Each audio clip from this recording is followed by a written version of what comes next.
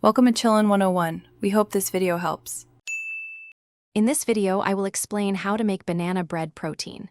First, gather your key ingredients.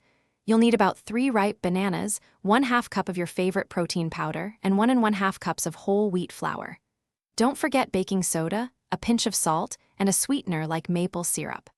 Eggs, milk, and vanilla extract complete the wet ingredients for a moist and flavorful loaf. Once your ingredients are ready, it's time to mix. In a large bowl, mash your ripe bananas until smooth.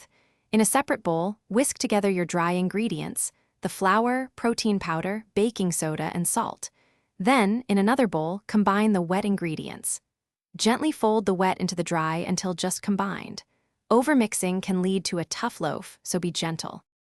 Now for the baking, preheat your oven to 350 degrees Fahrenheit. Grease a 9 by 5-inch loaf pan thoroughly. Pour your prepared batter evenly into the pan. Bake for approximately 50 to 60 minutes.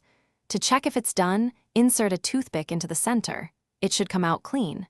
This ensures your protein banana bread is perfectly cooked through. The aroma of freshly baked banana bread is irresistible.